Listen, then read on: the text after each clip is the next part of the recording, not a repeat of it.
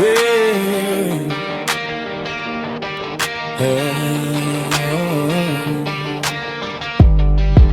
mics, one mission. Real men, real faith.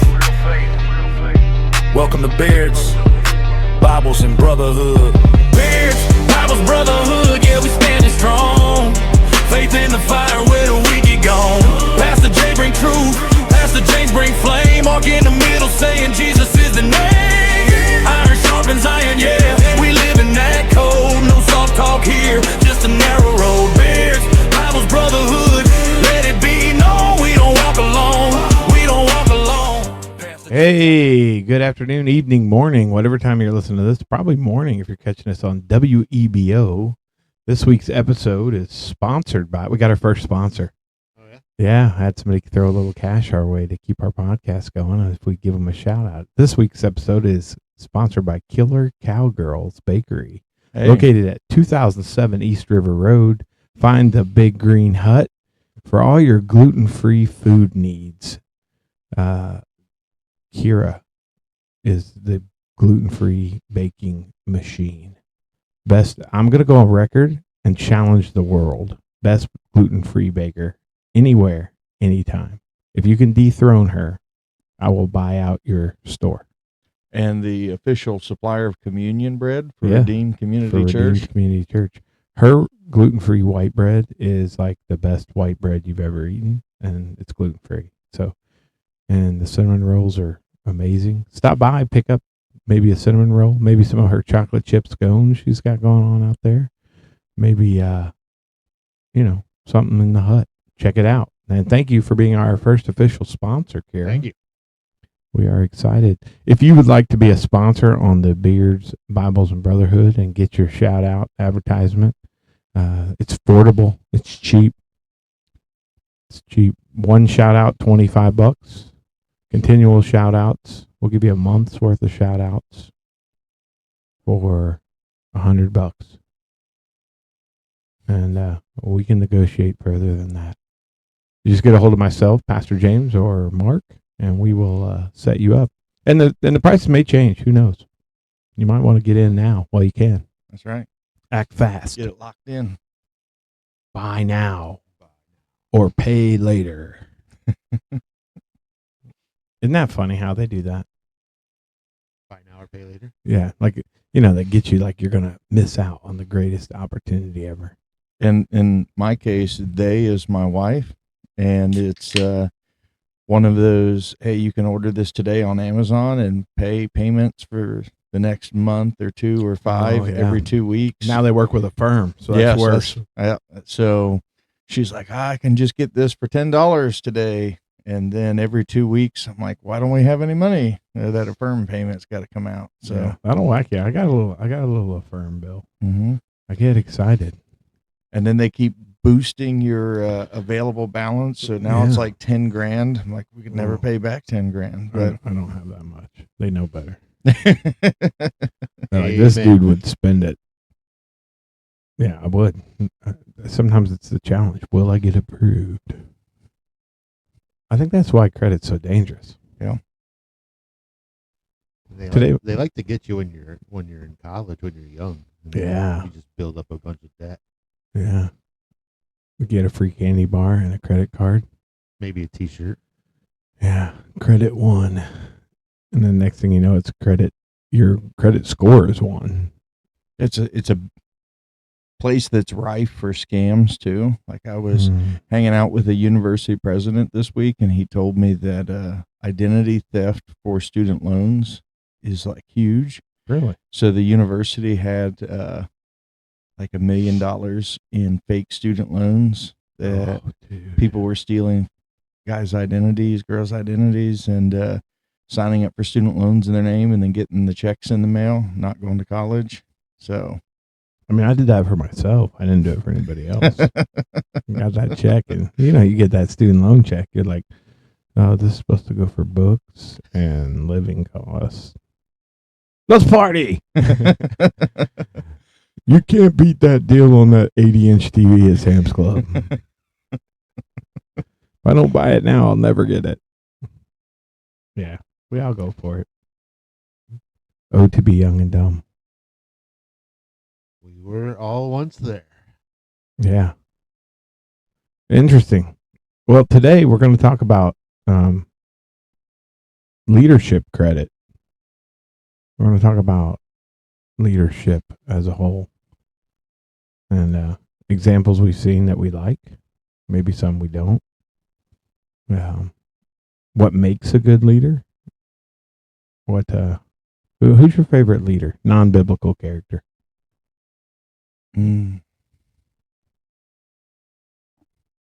That's a hard one. Instead of a name, I can think about qualities that I like. When I was in the military, leadership's a huge thing in the Army, and I always liked a leader who would show up when there was work to be done, even if they didn't necessarily get their hands dirty. At least they weren't hanging out in the air-conditioned office playing on their phone when they asked the people under them to do ridiculous things.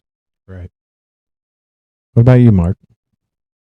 I was going to go along the same lines. I've had managers at work that are the same way. They'll, you got some that'll just give you jobs to do, and you got other ones that'll get in there and help you do it. That always. Is there a difference between a leader and a manager? Definitely. In the workplace, managers more or less spend their time trying to manipulate other people into accomplishing their tasks. I think, how do I keep these emotions under control and just keep the day-to-day going? I think a leader's job is to take people into new territory. It's not maintaining a status quo. Managers do that. Leaders blaze new trails and get people to do things that are uncomfortable. Oh, yeah. How much creativity falls on the leader? Do you think it's the leader's job to innovate? I think it depends on if the leader's good at innovating. Like, you don't have to be the innovator to be the leader. If that's not your strength, you better have innovators on your team. And I've been reading Jocko Willenick's book, Leadership Strategies and Tactics. That's a good one. And when you go through that book, almost every chapter, the thing that he hammers the most is ego.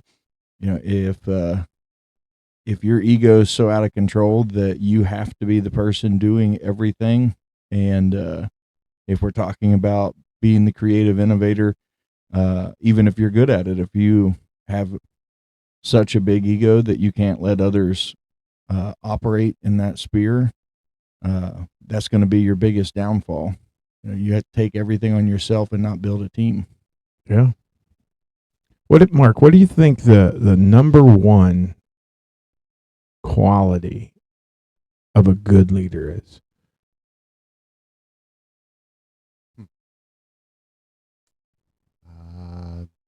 Honestly, probably being able to listen to the people that are underneath them.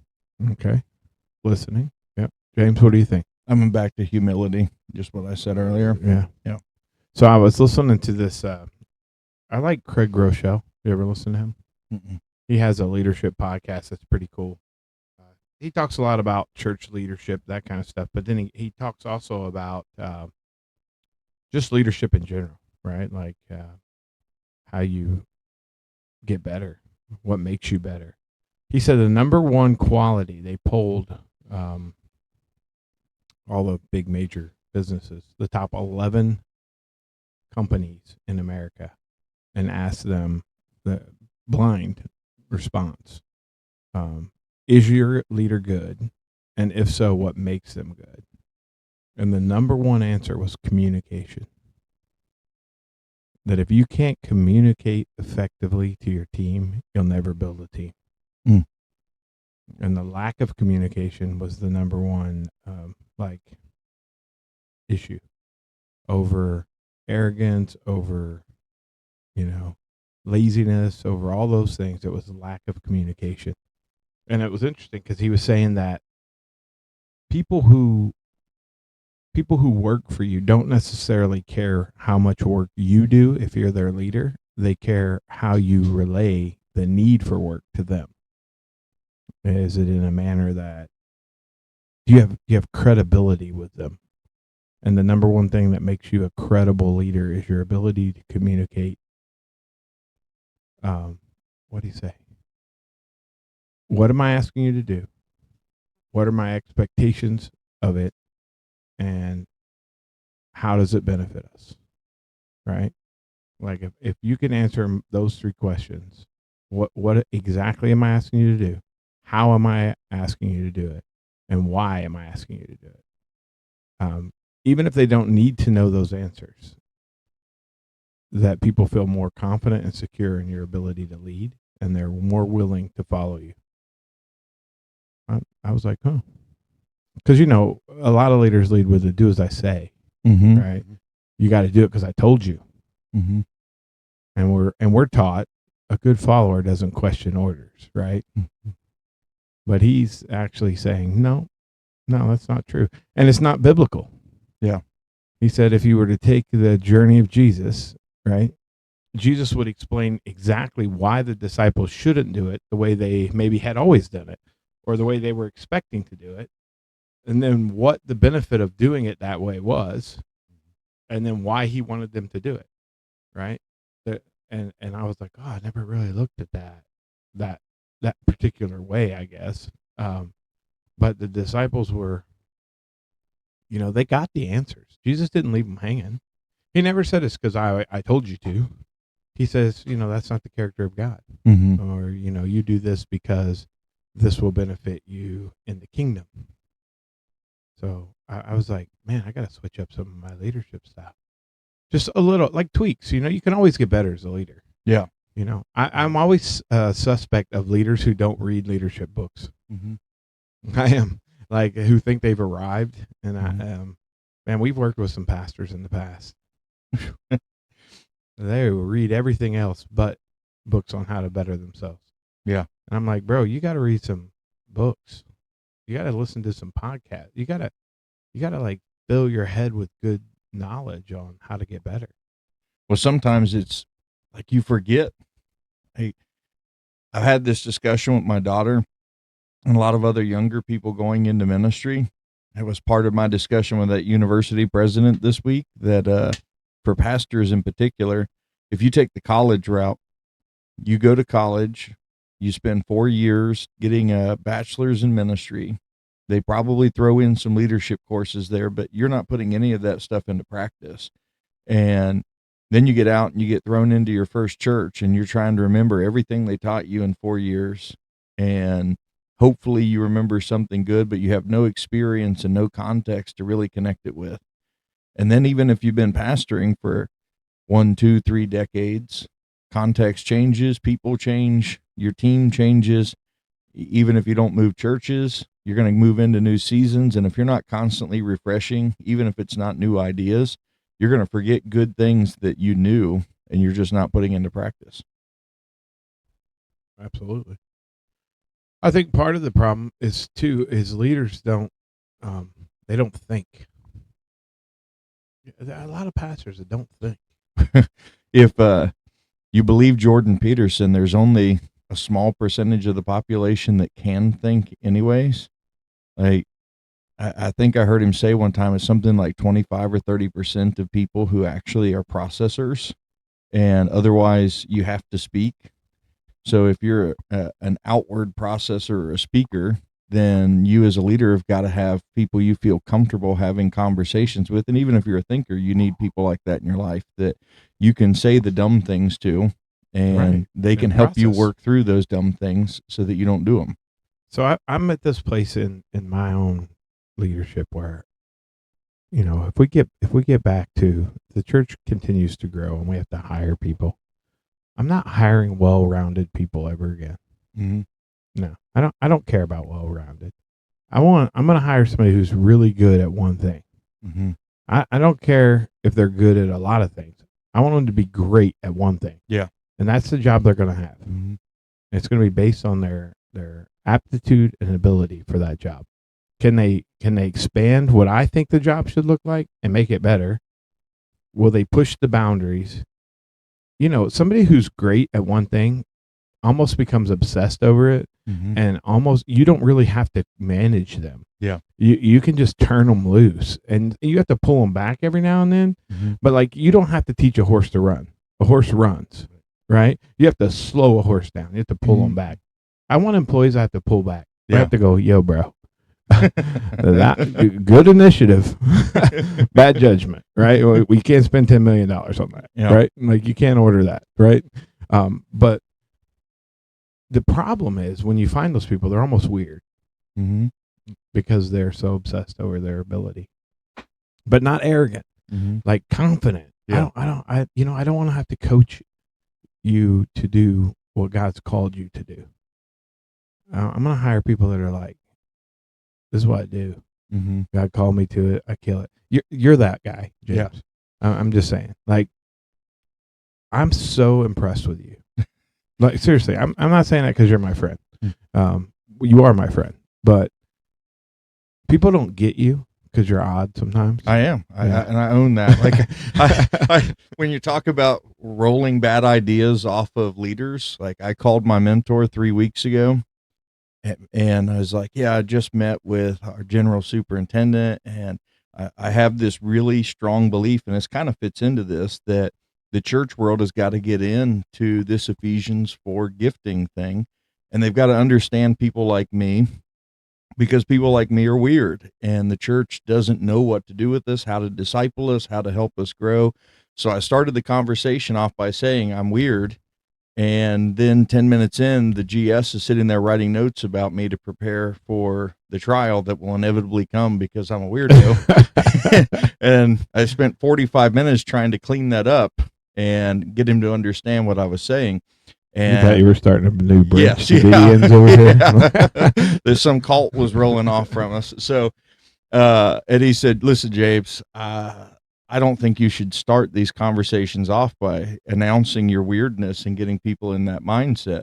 But I already know how it's going to go, because in other people's world, maybe they are those well-rounded people and they're thinking about lots of different things.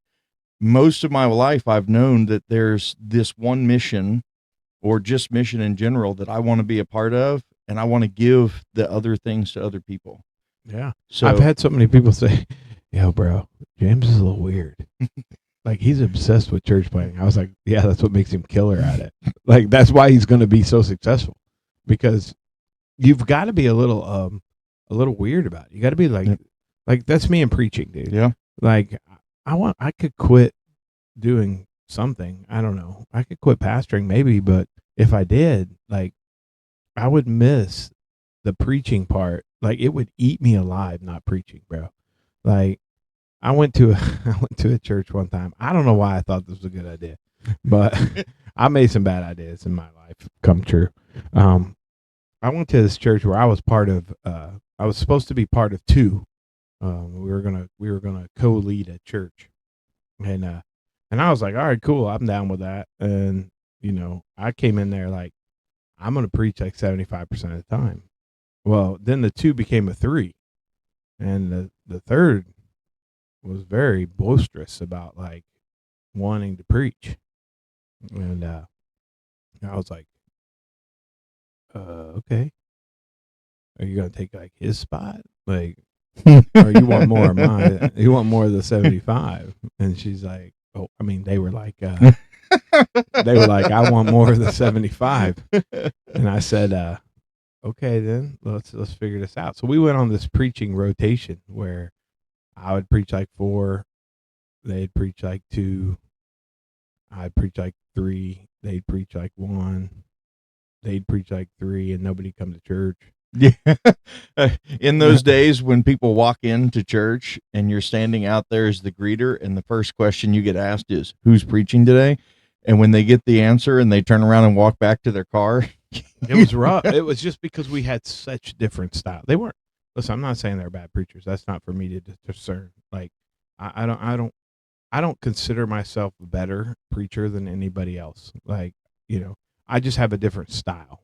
And I think my relational style of preaching is attractive, especially to new believers. Well, I think it's also the work you put into it. Like Well, when yeah. it's an obsession to you.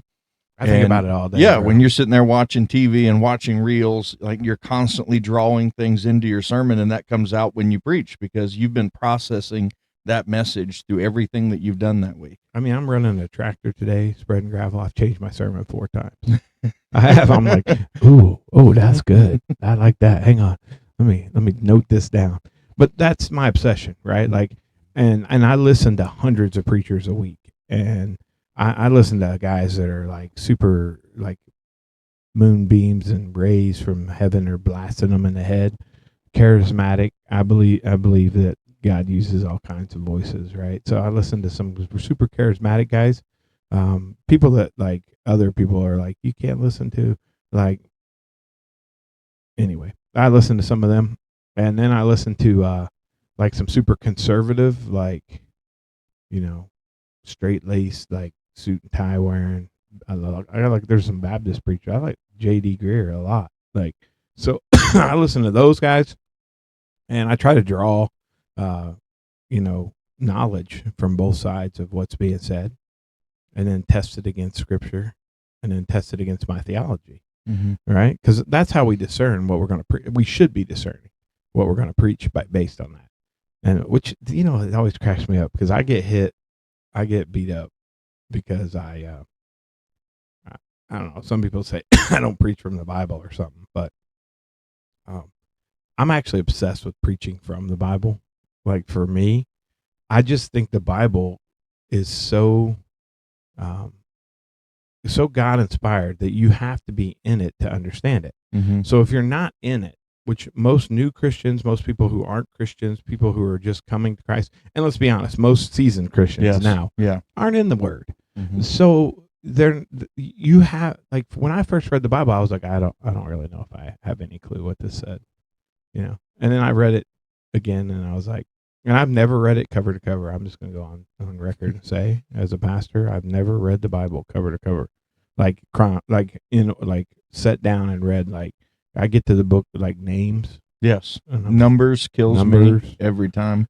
When somebody's begotten somebody and they're begotten somebody else, dude, I'm KO'd. I use that strictly for research. I'll go find numbers and be like, all right, hang on a second. This is I got to figure this out. I got to put this lineage together. But outside of that, dude, I've never sat down. I don't have the discipline. My ADHD will not go Genesis to Revelation. Yeah. I just won't. And I'll get stuck, man. I've been in the book of Mark. We've been in it for 5-6 weeks now, 5 weeks. And we're on chapter 2. Yeah. Because I just get stuck in there. Yeah. There's so much good stuff, though. But I love it. Like every chapter has a sermon. So I'm like, James is like waiting to preach chapter 4. He's like falling asleep over here. Not falling asleep. There's the missional thing. I think those parables in 4 are about evangelism, about how somebody's saved, how you advance the kingdom. So I'm chomping at the bit to get to that because I love it. Yeah. Well, we had a great conversation about that in our small group the other night, about the soil, about being good dirt. I have a small group leader who's killing. Our collectives are so fun. Yeah. I feel bad for people who aren't in one. Mark, are you in one? I am not. I know we feel bad. I feel bad for you. Feel bad for me. You need to join. Or start one, maybe. You should jump in James's. Theirs is good. You got a big group, bunch of teenagers running around downstairs, and they've got their own group going. There's no adult there. It's teen led by their peers. Hooting and hollering down there. Yeah. You should get in one, though. They're really good. I mean, ours goes, like, we're there like 2 hours, 2.5 hours, but it goes so fast. I'm like, and I heard Tebow's is really good, too. Yeah. Tyler Bowden's. We just started a new one at the campground in Lily Lake. They had their first our collective meeting on Tuesday night. Nice. So, and if you've never been, you know what else you might like? Mark Decker, man. He's great. Yeah. Oh, man. His group probably kills, too. But anyway, I think all of our art collectives are probably doing well. But, by the way, talking about leadership, this is so cool. Tyler comes to me last week and on Sunday and gives me his, no, was it Wednesday? Wednesday. Gives me his notebook. Dude wrote like awesome perspective of Mark chapter 2. I'm actually going to steal some of it from his sermon. I told him, I was like, bro, I'm jacking that. He's like, well, it's not stealing if I give you permission. I was like, no, I am robbing your idea, bro. I'm plagiarizing you. And he started laughing. It was good, man. It was from the Lord. It was about identity shifts. I was like, bro, it's so cool to watch God working on people. But I think that's an example. Like, I feel like I'm puffing you up today. Like I got a puffer up your hiney. I'm not though. Like you've done a good job leading, and I like to recognize that when it happens. We have really good leaders in this group. Yeah, we have good leaders in this church. It's crazy because I've never been in a church like this. Most churches have like your 4 or 5 pillar leaders, and then like some auxiliary people that pitch in. But we've got like 100, bro. It feels like it. Can I say, I believe if we're talking to pastors and churches, what's working is APIST. I believe the Holy Spirit empowers people to do things. And when we will get out of God's way and let him work in people, and we will empower them to work in their gifting, help them grow in those giftings, that they're just going to kill it. And that was my whole thing to the general superintendent when I met with the church extension board this week. 45 minutes of that hour was, I'm apostolic. That's my gifting. If you let me run in mission stuff, I'm going to do it well, because it's all I think about all day long. I drive down the road for 8 hours. I'm planting churches in my head and thinking about church structure all the way there. If you're going to put me in charge of breaking up a fight between two people, that's not my gifting. I'm going to be rooting for one side and want one side to win over the other, because I've experienced that. Yes. That's shepherd gifting, and that's not what I'm good at. So, but if God's gifted all of us, some of us are more mature than others because we've probably worked at it and we've had people invest in us and we've leaned into it. The poor strategy, and the one that churches have been using for so long, is we just find a hole. We're like, I got to fill this hole. I'm just going to grab any warm body and stick them there. If it's not their gifting, they don't grow. They're not discipled in that space. They might get unhappy and pull away from church because they think it's not for them. And it's a failing strategy. Pastors struggle because they want to be the end all be all of everything, instead of admitting there are some things I'm not good at, and I need other people around me who I want to go back and mentor some young people who've been in my life who I didn't do it right. I mean, I'll just say I didn't mentor them well, or people who felt called to Christ. And here's the thing. I was trying to teach them how to be pastors. That's not my gifting. My gifting, listen, you want to learn how to talk to somebody about Jesus? The evangelist, like evangelistic, I can improve your evangelistic abilities, but I can't actually teach you how to be a pastor. Like that's not my gift. I'm not a teacher. I'm not going to sit down with you and go through paperwork and teach you. Like, yes, shepherding is my number 2, but I'm not a teacher. Yeah. So I can love you, but I'm not going to spend long hours waiting. Where my teaching comes in is when we're out on the street and watch me, join me, you do it. Right. And that's working. I mean, how many people, lay people, non-pastors in the church, have led somebody to Jesus in the last month? Yeah, it's been like crazy. We're at like 8 now. And those are people who they didn't even go through some formal, this is how you lead somebody to Jesus in 80 easy steps class. We just leaned into gifting. You preached about it. People got excited. Yeah, I just saw one of them stick her head around the corner right now. The director of Renewal Ranch. She's killing it, by the way. Hey, let me tell you about this idea. This is dangerous. We're going to do this on the air. Okay. So Becky and I were talking today. We got Convoy of Hope coming back. We were talking about a date. And she said, wouldn't it be cool if we did our event during the fair? And we started talking about, well, what if we got a big tent? And what if we set up on the first day of the fair when it's free and gave all our stuff away?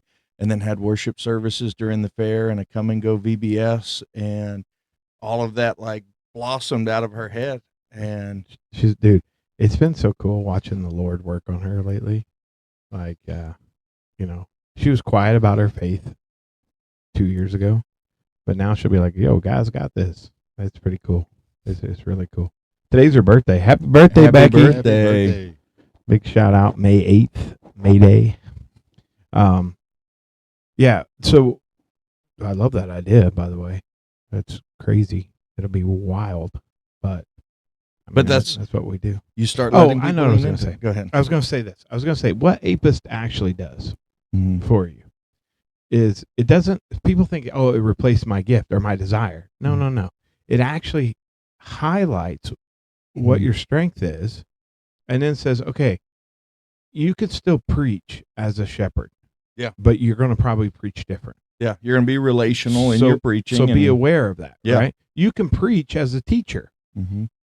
Just know that your propensity is going to bore people. Yeah. So you've got to spice it up, right? You can preach as an apostolic person. Just know that when you're wrapping in mission, it's going to be foreign to somebody. Yeah. When you're wrapping in new ideas, you're going to scare the living bejesus out of people because you're going to say wild things like we're going to plant 50 churches in the next 10 years, and people go, "What? We're not going to have our own church?" No, yes, we are going to have our own church. We're going to have the mother church that's planting churches. How does that even work? Follow the apostolic guy. I don't know. Yeah. Well, and then when your baby churches start planting churches and you're a great grandma church, that's how you get to 50. Yeah, people are going to freak out. Yeah. It'll be cool. But, but the average person hears that and they're like, it's not even just the average person. I said that to a room of DSs and a GS, and they all stare at you like, what's funny is like we're already planning. Like, James and I have been dreaming already because when you partner with somebody and they're more than just a work coworker, they become your friend and you guys share a vision from the Lord, which James and I do. They're totally opposite. That's what people don't get. Our giftings are so far apart, but God knows that. And he's like, look, James is going to have to be the guy that initiates this, but I'm going to be the gatherer that's training gatherers. So, I got to teach people how to gather for his church plant, right? So we should be planting a church in a couple of years, I would think. I told the denomination 3 in the next 3 years. I can see it. I can see the leaders there. I can see God forming them. I've got a general idea of the locations. That scares people, though. It does. People are like, we're not going to have a church. Our church is going to break apart. No, guys, relax. We're going to have 4 churches. It's going to be really cool. And reality is, when you look at the statistics, mother churches grow faster than the churches they plant. We have to remember that there's an element of God's favor in everything that we do. So I firmly believe that when we get the mission right, everything else will fall into place behind it. Yeah. So if the mission is to advance the kingdom, if we get really serious about advancing the kingdom, God, who owns everything, runs everything, can make anything happen he wants to, he'll take care of the other stuff. Nice. I agree. Mark, what do you think about all this? We're just firing stuff out. Love it. Yeah. Yeah. Mark's going to be launching his ministry. We probably would already have launched it, but your wife's got to beat cancer first. And that's going to happen. I feel it. Yeah. I feel God's going to do something cool there. He's going to just blow our minds. But ministry has so many corners that need to be coached and touched and encouraged. And it can come in a lot of forms. So don't limit yourself, right? I think a good leader can look at something and go, I can do that. I feel empowered to do that. I have ideas for that. I have motivation for that. And what the difference between a good leader and a bad leader is a good leader knows it could fail, and that's okay. Yeah. You don't quit when it fails. A good leader goes, okay, back to the drawing board. We gotta hit this a little different. It didn't come off like we thought it was going to. We have to, and a really good leader is okay if his people fail. Mm-hmm. Mm-hmm. It doesn't negate the mission or stop the mission or terminate the mission. When his people fail, he uses that as an opportunity to speak life into them, encourage them, and re-engage. I never want to be the leader who banishes people out. Like, I want to be the leader though that's honest with people and says, you know what, this isn't, and it may be a season they're in, right? In this season, this isn't for you, right? And I wish we had more good leaders like that. I wish we had more good leaders who would go into churches and be like, hey, bro, you're not a good preacher. You need to hire somebody to preach for you. Mm-hmm. I wish we had leaders that would step into churches and say, this is a DS's job in most denominations. They should be able to step into a church and go, hey, your church is stalled. It's not growing. It's not producing fruit because you've lost vision. Mm-hmm. So we're going to help you regain vision by bringing in other leaders around you to support you, right? That's not firing you. We're not getting rid of you, but you need some support. Or they would come in and go, okay, I can identify the gap here is not the people, it's the leader, right? So the leader needs to change. Well, if you listen to Jocko, it's always the leader. Like, at the end of the day, if you have the responsibility, you've got to streamline those changes or help them happen.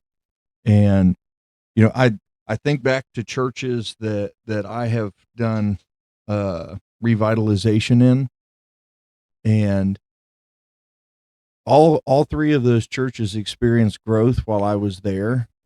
All three of them declined after I left. And my failing as a leader was I wasn't raising somebody up to do what I do when I left. I've come to believe it's not about the systems or the programs that we do. Everything's about people. If I'm helping people like me find their place in ministry and making sure that they have a place in the church, and the church is going to have those giftings in place when I'm gone, I believe that whatever we do in those times, it'll continue to grow and continue to move forward. But when you as a leader step in and you can do the things, pull the levers, push the buttons to have a season of success, and then the organization fails when you're not there anymore, I'm starting in my personal life to count that as a failure because I wasn't equipping that organization to carry on mission when I was gone. And if you're looking at other churches who are experiencing that, I think you're exactly right. There's usually a missing component. If we're talking about APIST, whatever that pastor's giftedness is, they've got to humble themselves, and they've got to allow people who are good at things that they're not to come in and walk alongside them and expand the fullness of Christ. That's what Ephesians 4 says. All five giftings help us grow up to the fullness and stature of Jesus. We got to allow that space for that to happen. Yeah. You can't have everybody like you. Like, you got to have different people. Like, if you're all the same, if you all have, the same, it's easy to be a cheerleader and gather people. Bro, this is me, right? Like, I'll have a whole office full of people that are just like me. And even if I'm trying not to, that's just the bend I lean towards. Mm-hmm. So for me, I have to hire a number two, or somebody has to be above me, close to me, who is different. And then when they bring people in, they're going to probably bring a like-minded person, and I'm going to bring a like-minded person, and now we have a good mix of personality, and then you our next long-term hire will be probably somebody who has teaching shepherding skills. A strong teacher. I'm not so concerned about the secondary because I think you and I have that spread out, but both of us in our APIS gifting have teaching as our third. We can do it, but it's not something that either one of us is passionate about. Think about it all night. Yeah. Or anything. So a strong teacher in that role, but we have great lay leaders who have great teaching skills, and a lot of them are in. Yeah, I don't even care about hiring people. I'm just building a team, like making pastors, bro. Yes. Like, the most impressive thing I've ever seen is there's a church up in Boston. Man, they roll deep. Mm-hmm. they have a lot of unpaid pastors, guys that work regular jobs, but they've been through the ringer and know they're called to ministry and made this profession to become pastors. And they roll into a place like 9 deep. Yeah. Bro. People are like, "You got all these pastors?" And they're like, "Yeah, bro. We're not playing. Like, we're recreating." And those pastors can go at any time. Yeah. And man, that's how it sparks off. They'll be like, "Oh, we want to put a campus 45 minutes from here." And one of them will be like, "Yeah, I've been looking in that area. I've been praying in that area. I want to be that guy." The lead pastor will be like, "Do it. Yeah. You've got my blessing. Go, like, start your church." And bro, they don't mess around. They don't mess around. They don't pansy around with it. They're like on mission.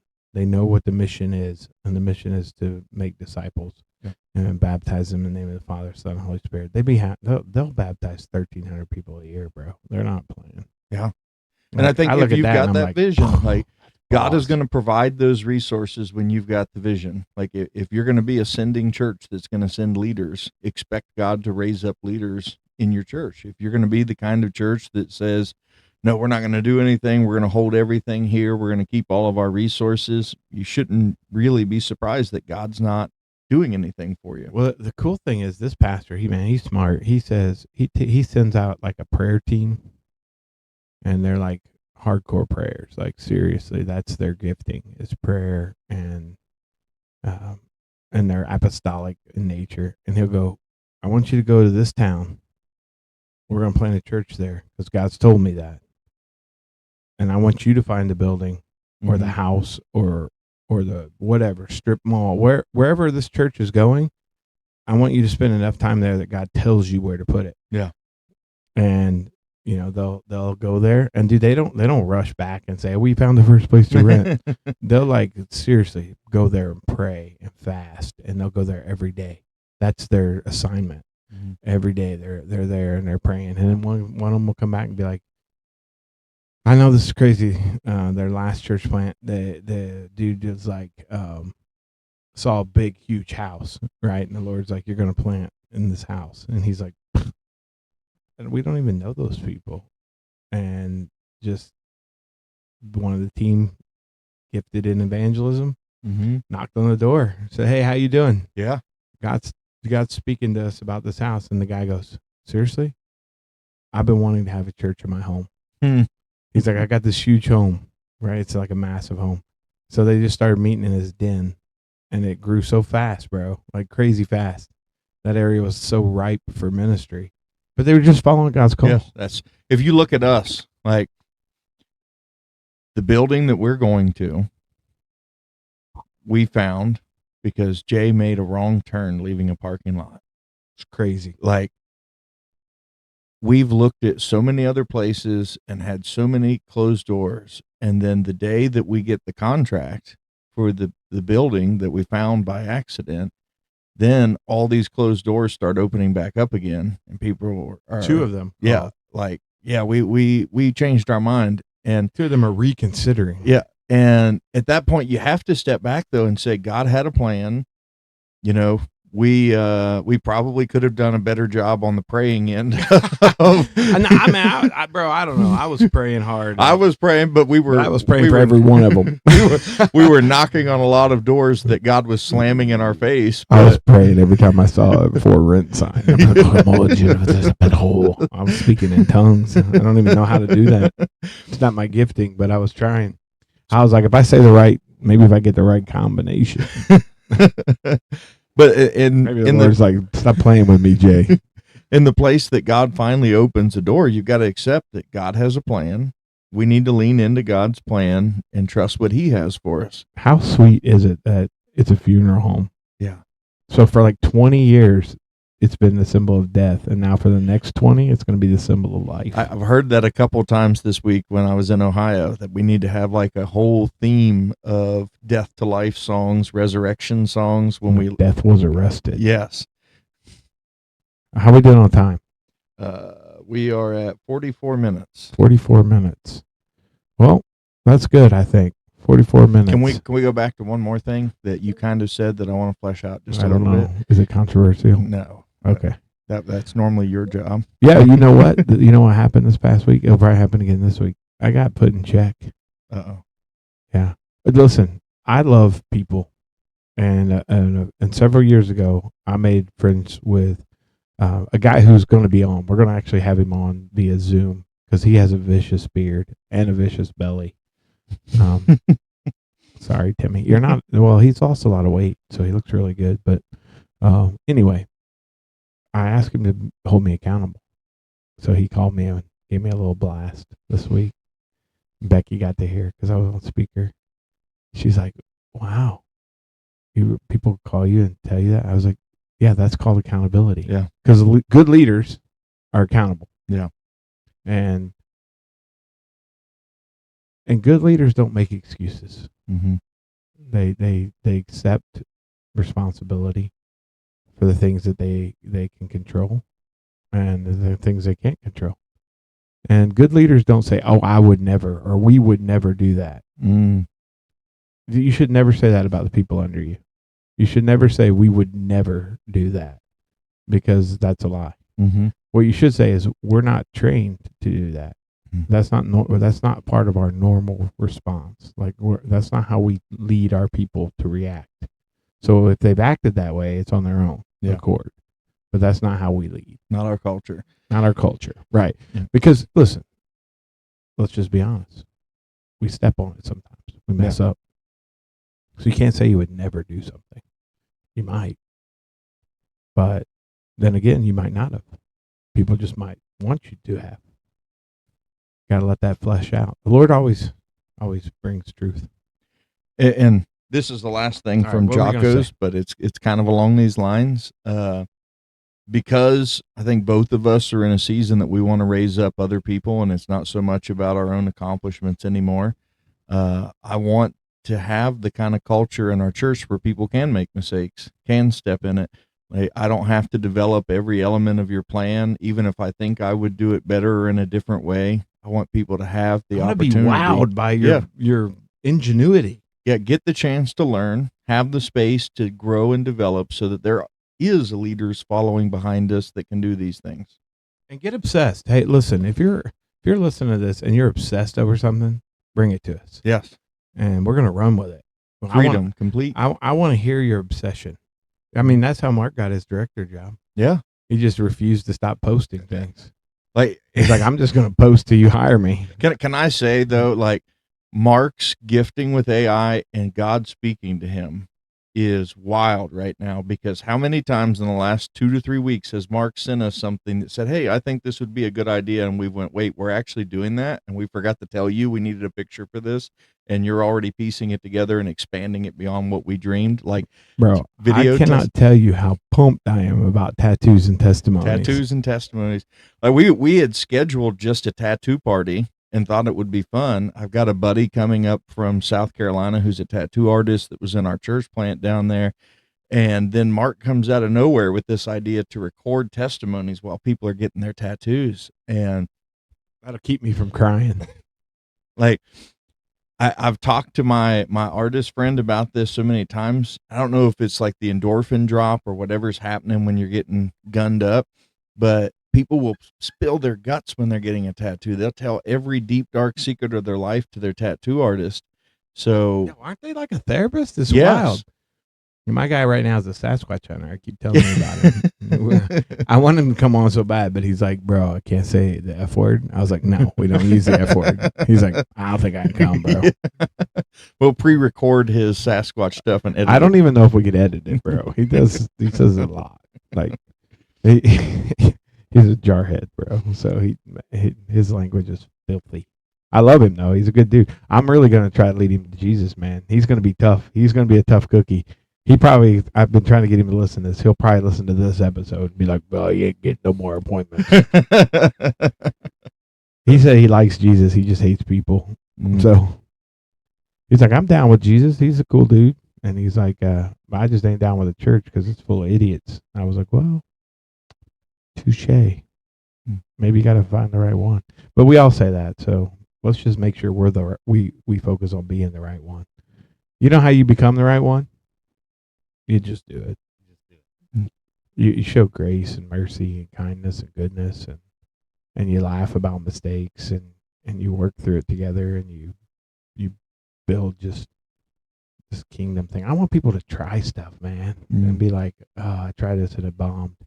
I one time had a photo scavenger hunt that I spent $2,500. $1,000 from the church and the other $1,500 from my wife.